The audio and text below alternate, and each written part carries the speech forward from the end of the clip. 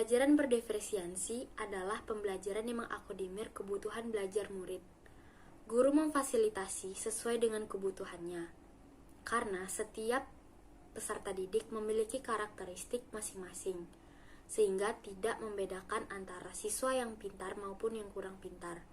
Dalam penerapan pembelajaran berdiferensiasi, guru menerapkan strategi yang logis dalam setiap kebutuhan siswa.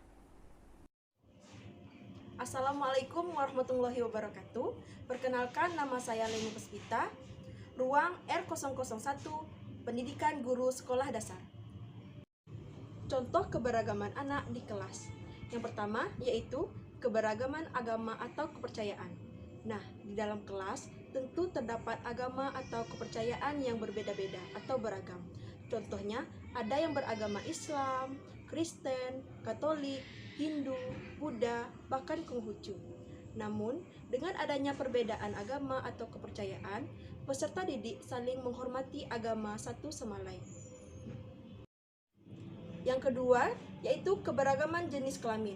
Jenis kelamin ada perbedaan antara perempuan dan juga laki-laki berdasarkan secara biologis sejak lahir. Namun, dalam bersosialisasi di kelas, perbedaan jenis kelamin bukan jadi halangan dalam bekerja sama, bermain dengan satu sama lainnya di sekolah. Laki-laki dan juga perempuan memiliki kedudukan yang sama. Contoh yang ketiga yaitu keberagaman suku bangsa.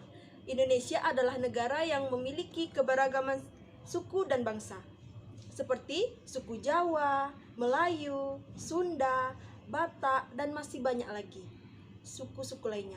Namun, dengan adanya keberagaman tersebut, siswa dapat mengetahui yaitu mengenai suku dan juga budaya lainnya. Assalamualaikum warahmatullahi wabarakatuh. Perkenalkan, nama saya Sulistiani dari ruang R001 PGSD.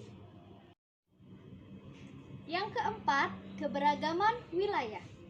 Negara maritim adalah salah satu julukan yang melekat pada Indonesia, karena Indonesia memiliki perairan yang lebih luas daripada daratan.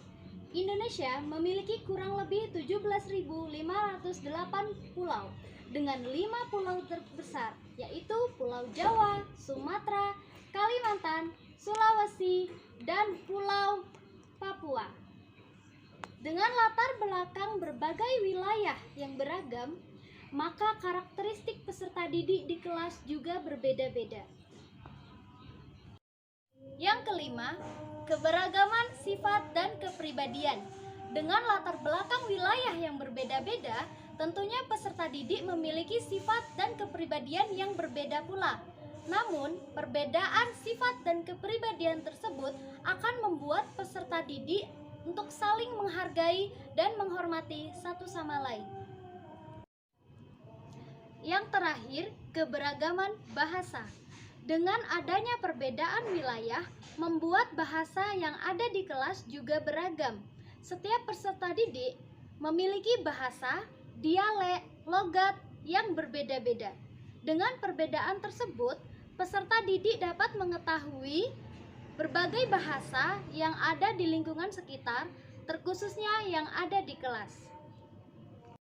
Assalamualaikum warahmatullahi wabarakatuh. Perkenalkan, nama saya Valina Sinka. Saya mahasiswa PPG Prajabatan Gelombang 2, Pendidikan Guru Sekolah Dasar.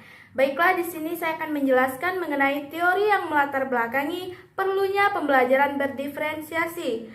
Yang pertama ada teori sistem ekologi. Teori sistem ekologi merupakan pandangan sosial-kultural Brown Freidenbach tentang perkembangan yang terdiri dari 5 sistem lingkungan, mulai dari pengaruh interaksi langsung pada individu hingga pengaruh kebudayaan yang berbentuk luas. Kelima sistem ekologi tersebut adalah mikrosistem, mesosistem, ekosistem, makrosistem, dan kronosistem. Assalamualaikum warahmatullahi wabarakatuh. Perkenalkan, nama saya Suci Oktamela Dwisa. Saya mahasiswi PPG Prajabatan Gelombang Kedua, Prodi Pendidikan Guru Sekolah Dasar. Baiklah, di sini saya akan menjelaskan mengenai teori tentang multiple intelligence. atau dalam bahasa Indonesia disebut sebagai kecerdasan majemuk. Teori ini dicetuskan dan dikembangkan oleh Howard Gardner pada tahun 1993 yang merupakan seorang psikolog perkembangan dan profesor pendidikan dari Graduate School of Education, Harvard University di Amerika Serikat. Gardner mendefinisikan intelijen sebagai kemampuan untuk memecahkan persoalan dalam menghasilkan produk dalam satu setting yang bermacam-macam, dan dalam hal ini membaginya ke dalam 8 kecerdasan. Yang pertama ada kecerdasan verbal linguistik, yang kedua ada kecerdasan logis matematis, yang ketiga ada kecerdasan spasial visual, yang keempat ada kecerdasan kinestetik jasmani, yang kelima ada kecerdasan musikal, yang keenam ada kecerdasan intrapersonal, yang ketujuh ada kecerdasan interpersonal, dan yang kedelapan kecerdasan naturalis.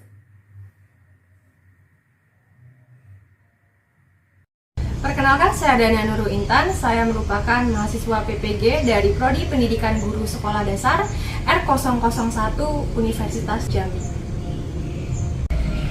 Baiklah, perkenalkan, nama saya Dania Nurul Intan. Di sini saya akan melanjutkan pembahasan selanjutnya, yaitu mengenai teori Zone of Proximal Development, yang mana di sini disingkat dengan ZPD. Pada teori ini terdapat 2 bagian, yaitu teori perkembangan aktual peserta didik dan teori perkembangan potensial peserta didik. Pada perkembangan aktual peserta didik, yang mana di sini peserta didik telah mampu untuk mengerjakan tugas-tugasnya atau materinya telah dapat dipahami secara mandiri.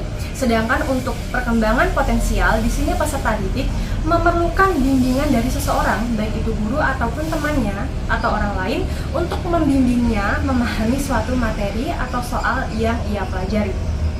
Nah, jadi yang dikatakan dengan teori Zone of Proximal Development itu adalah jarak antara perkembangan aktual peserta didik dan perkembangan potensial peserta didik. Misalnya saja kita beri contoh, di dalam suatu kelas ada 20 orang peserta didik. Nah, 18 peserta didik telah mampu memahami materi dengan baik, sementara 2 orang peserta didik lainnya itu masih belum mampu memahami materi dengan baik, sehingga peserta didik ini memerlukan bimbingan dari guru. Nah, 2 orang peserta didik ini adalah yang dikatakan dengan perkembangan potensial peserta didik, karena memerlukan bimbingan, dan 18 peserta didik yang telah mampu mempelajari materi dengan mandiri, ini yang disebut dengan perkembangan aktual peserta didik. Dan teori yang terakhir yaitu adalah learning modalities. Nah, learning modalities ini berbicara mengenai cara belajar peserta didik yang terbagi menjadi 3 bagian, yang disebut dengan VAK atau VAK.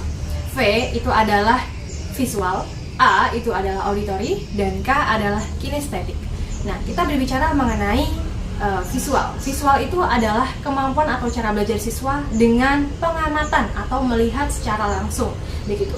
Jadi peserta didik akan lebih senang untuk belajar lebih cepat memahami dengan melakukan pengamatan langsung daripada dengan berdiskusi atau mendengarkan. Kemudian, yaitu yang kedua adalah auditory. Auditory itu adalah gaya belajar peserta didik yang mana peserta didik akan lebih cepat memahami materi jika mereka melakukan kegiatan belajar dengan lebih dominan ranah mendengar. Contohnya saja seperti mereka melakukan diskusi. Nah, biasanya peserta didik yang gaya belajarnya auditory akan sangat senang dengan belajar diskusi karena mereka bisa bertukar pikiran dan mendengar dengan baik. Dan yang terakhir adalah kinestetik, di mana peserta didik akan merasa senang atau lebih cepat memahami suatu materi pelajaran dengan melakukan secara langsung, atau peserta didik itu biasanya akan langsung terjun dengan memegang, meraba, atau melakukan mencoba sesuatu secara langsung. Begitu. Baiklah, sekian presentasi dari kami ucapkan terima kasih.